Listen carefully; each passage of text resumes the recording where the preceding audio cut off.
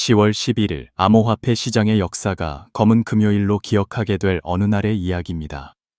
미국 대통령이 중국산 제품에 대해 전면적인 관세를 부과하겠다고 선언한 지 불과 몇 시간 만에 전체 디지털 자산 시장은 핏빛으로 물들었습니다. 가상 세계의 대장주인 비트코인은 수직으로 7% 이상 폭락했고 그 뒤를 따라 수천 개의 알트코인들이 날개 없이 추락했습니다. 단 24시간 만에 시장 전체의 시가총액은 약 170조 원이 증발했습니다.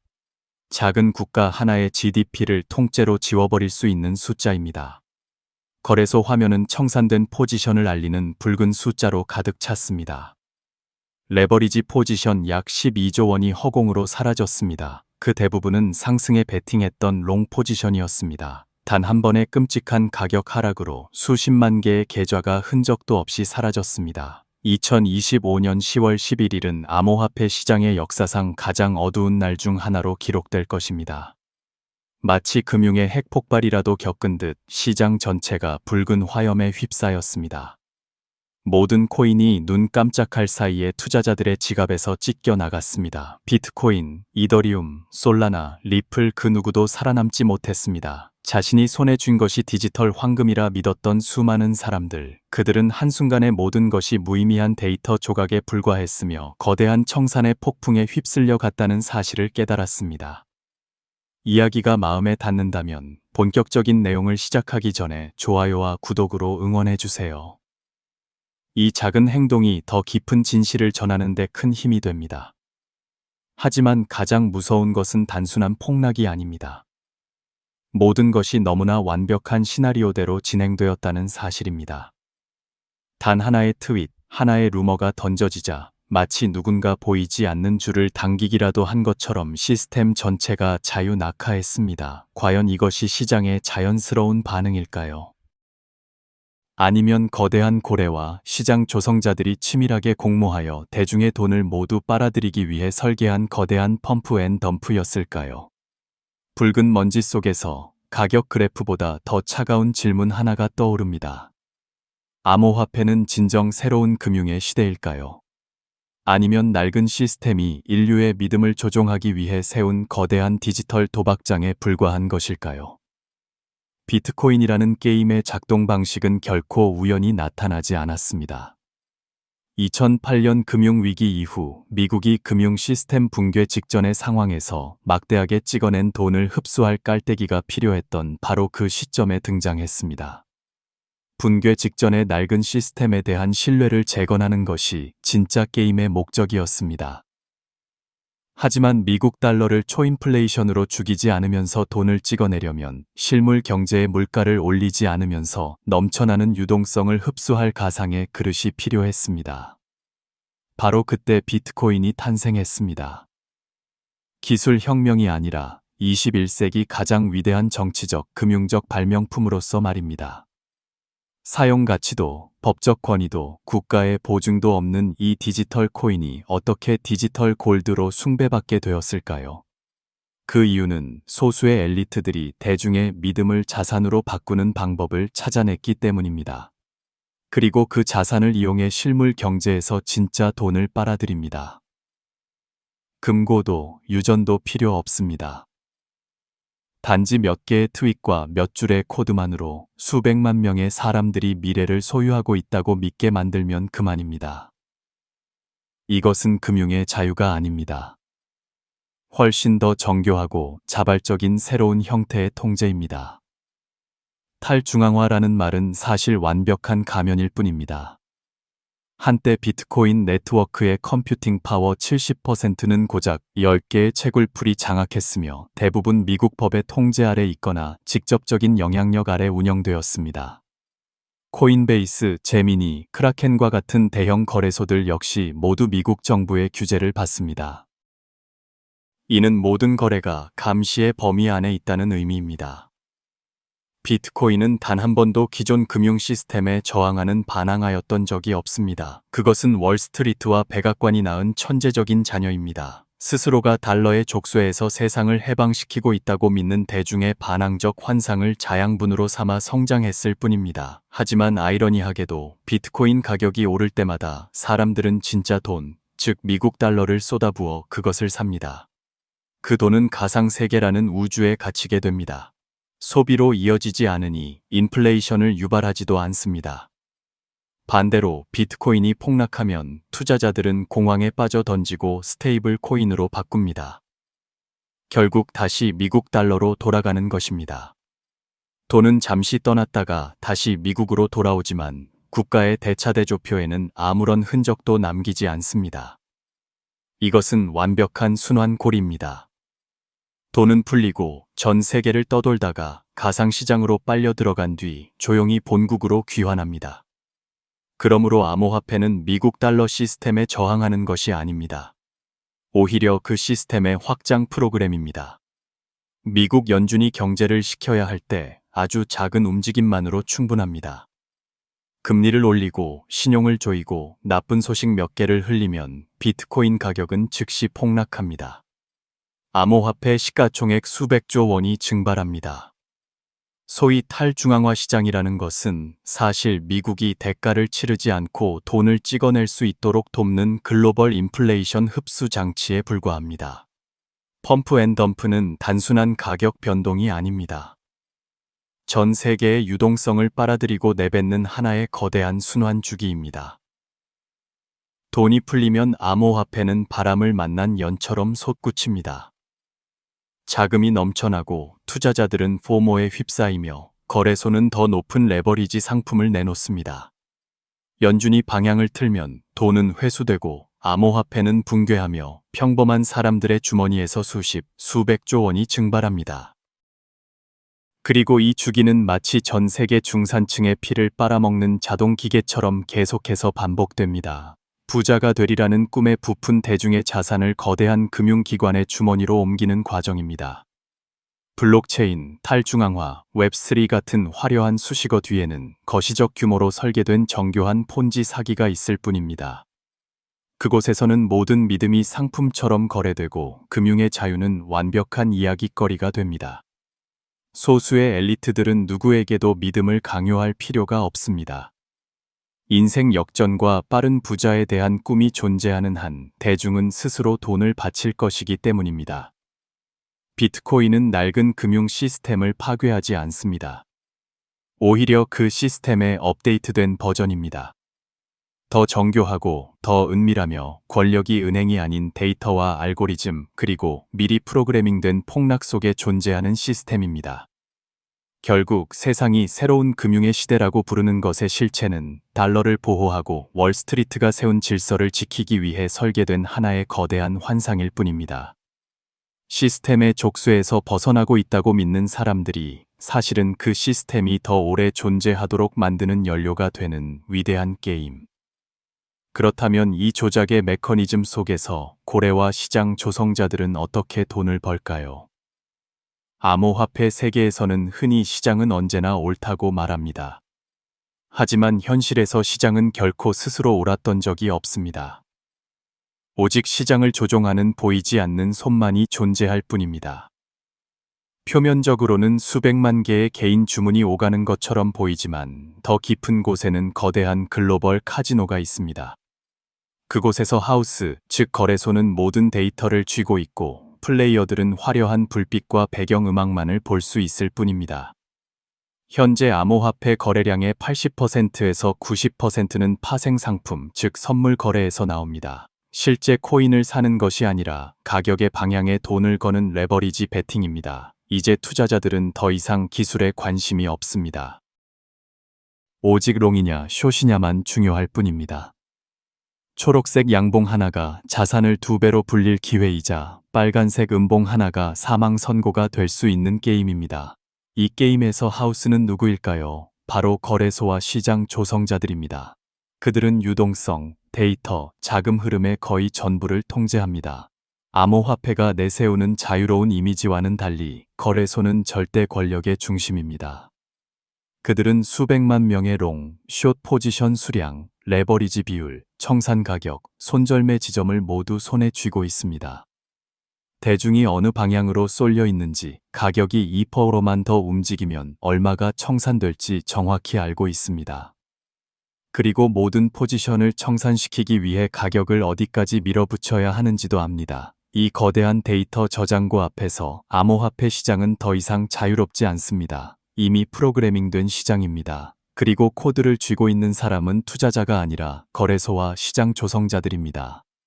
시장 조성자는 유동성을 공급하고 가격을 조작하는 전문 기관입니다. 그들은 막대한 자본을 가지고 거래소와 은밀하게 협력합니다.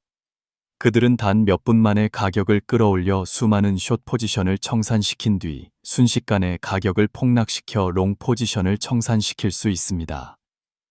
수십조 원이 움직이는 거대한 변동성은 시장의 사고가 아니라 밀리초 단위까지 정확하게 계산된 손절매 사냥 작전입니다. 이 과정은 소름 끼칠 정도로 정확하게 반복됩니다. 첫 단계, 시장 조성자들은 조용히 매집합니다. 일부러 나쁜 소식을 퍼뜨리고 언론과 인플루언서들을 통해 공포를 조장합니다. 개인 투자자들은 공포에 질려 매도하고 가격은 더 내려갑니다. 그들은 모두가 공황에 빠져 있을 때 조용히 사들입니다. 충분히 매집하고 나면 가격을 부풀리는 단계로 전환합니다. 좋은 소식들이 나타나고 새로운 토큰이 상장되며 인플루언서들은 투더문을 외칩니다. 대중은 돈을 쏟아붓고 가격은 수직으로 상승합니다. 모두가 자신이 똑똑하다고 생각하고 이번에는 다를 것이라고 믿습니다.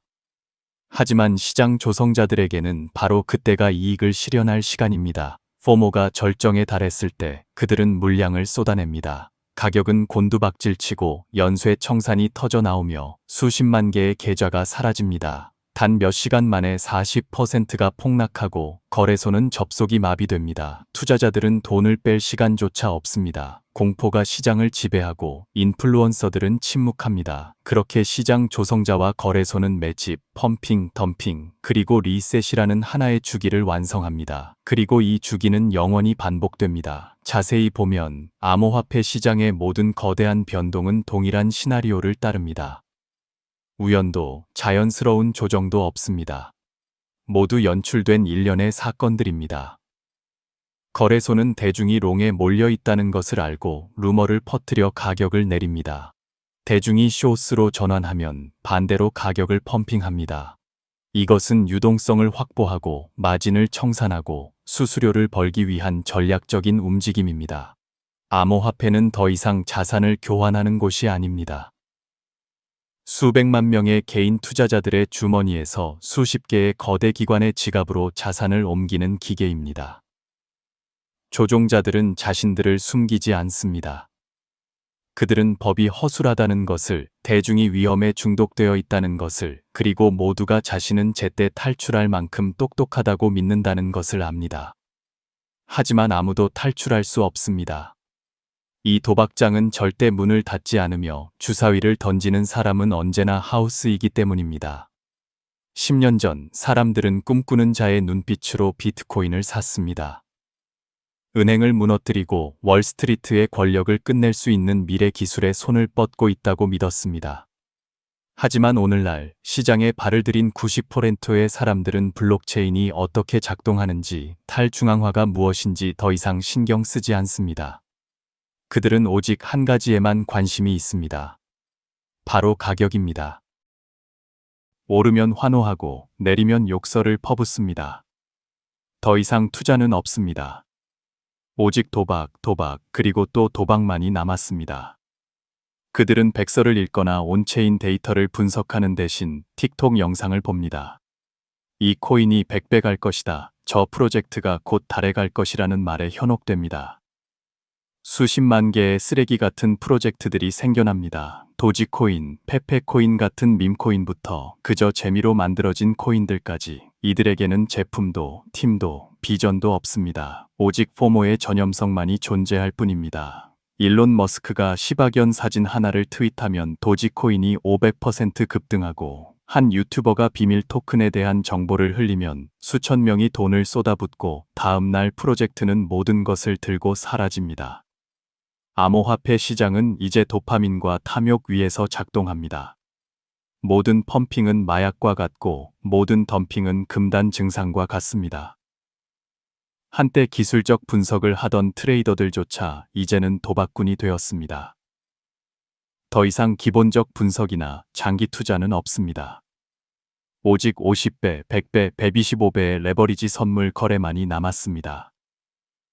모든 가격의 움직임이 생사를 가릅니다. 이 도박장을 무너지지 않게 지탱하는 것은 바로 집단적 믿음입니다. 언젠가 암호화폐는 회복될 것이고 새로운 상승장이 올 것이라는 믿음. 지금은 단지 조정일 뿐이라는 믿음, 실질적인 기반이 없는 시장에서 믿음 자체가 상품입니다. 그리고 조종자들은 그 상품의 생산자입니다. 그들은 뉴스로 FOMO를 만들고 거짓 돌파로 희망을 심어준 뒤 갑작스러운 폭락으로 모든 것을 앗아갑니다. 탈중앙화는 텅 빈 구호가 되었습니다. 현실에서 모든 것은 그 어느 때보다 중앙화되어 있습니다. 거래소가 사용자의 지갑을 쥐고, 시장 조성자가 주문 데이터를 쥐고, 고래가 자금 흐름을 쥐고, 미디어가 감정을 쥡니다. 사람들은 자신이 코인을 소유하고 있다고 생각하지만 사실은 그들이 패배하도록 설계된 시스템 안에서 도박 티켓 한 장을 들고 있을 뿐입니다. 결국 이 시장이 존재하는 이유는 기술 때문이 아닙니다. 인간의 가장 원초적인 본능, 바로 탐욕과 공포 덕분입니다. 이 두 가지가 충분히 길러지면 시스템 전체를 움직이는 완벽한 에너지원이 됩니다. 모든 도박장은 도박꾼들이 자신들이 이길 수 있다고 믿어야만 존재할 수 있습니다. 그리고 암호화폐에서 유일하게 계속 상승하는 것은 가격이 아니라 다음번에는 다를 것이라고 믿는 사람들의 숫자입니다. 세계가 흔들릴 때마다 암호화폐는 시대의 금융적 반사작용처럼 떠오릅니다. 그리고 기이하게도 항상 미국 달러 시스템이 글로벌 자금 흐름을 재편할 도구가 필요할 때 정확히 나타납니다. 2008년 리먼 브라더스 사태 이후 전 세계는 미국이 은행 시스템을 구하기 위해 무한정 돈을 찍어내는 것을 목격했습니다. 바로 그 순간 비트코인은 저항의 상징처럼 등장했지만 실질적으로는 서구 금융 시스템의 압력 배출 밸브가 되었습니다. 2020년 코로나19로 전 세계가 봉쇄되고 중앙은행들이 미친 듯이 돈을 찍어냈을 때 비트코인은 다시 한번 거대한 유동성 흡수 기계가 되었습니다. 4,000달러 수준에서 거의 7만 달러까지 치솟으며 수천억 달러의 진짜 돈을 집어삼켰습니다. 그 돈은 식료품이나 에너지 가격을 올리는 대신 가상의 자산 우주로 흘러들어가 소수에게 불을 안겨주고 달러 시스템이 붕괴하지 않도록 지탱했습니다. 사람들은 그것을 상승장이라 불렀지만 엘리트들에게는 유동성 조절주기였습니다. 2022년 연준이 인플레이션을 잡기 위해 금리를 인상하기 시작하자 암호화폐는 자유 낙하했습니다. 전체 시가총액은 몇 달 만에 2조 달러 이상 증발했습니다. 그리고 기묘하게도 바로 그 붕괴가 미국의 인플레이션 압력을 줄이는 데 도움을 주었습니다. 가상화폐의 가치는 떨어졌지만 달러의 가치는 강해졌습니다. 2008년 금융위기부터 2020년 팬데믹, 그리고 2022년부터 2025년까지 이어진 긴축 정책에 이르기까지 암호화폐의 모든 펌프 앤 덤프 주기는 글로벌 경제 재편의 박자와 정확히 일치했습니다. 이것은 우연일 수 없습니다. 암호화폐는 더 이상 시장이 아니라 정치 금융 도구이자 거대한 실험실입니다. 그곳에서 지배 계층은 대중의 반응을 시험합니다. 암호화폐는 단순히 돈을 흡수하는 도구가 아니라 글로벌 금융 감정을 감시하는 도구이기도 합니다. 암호화폐가 붕괴할 때 연준은 대중의 인내력이 어디까지인지 알게 되고 펌핑될 때는 글로벌 인겨 유동성이 어느 정도인지 파악합니다. 모든 것이 측정되고 통계화되고 저장됩니다. 결국 이 위대한 게임 속에서 당신이 시스템의 족쇄에서 벗어나고 있다고 믿는 순간 사실은 그 시스템이 더 오래 존재하도록 만드는 연료가 되고 있을 뿐입니다. 이 모든 금융 마술 뒤에 남는 마지막 질문은 이것입니다. 당신은 투자하고 있다고 생각하십니까? 아니면 이 게임에 이용당하고 있다고 생각하십니까? 당신은 정말로 코인을 소유하고 있습니까? 아니면 모든 결과가 이미 정해진 거대한 카지노에서 베팅 티켓 한 장을 손에 쥐고 있을 뿐입니까? 당신의 생각은 어떠신가요? 댓글로 함께 이야기 나누고 싶습니다. 이 여정이 의미 있었다면 구독과 좋아요로 함께 힘이 되어 주세요.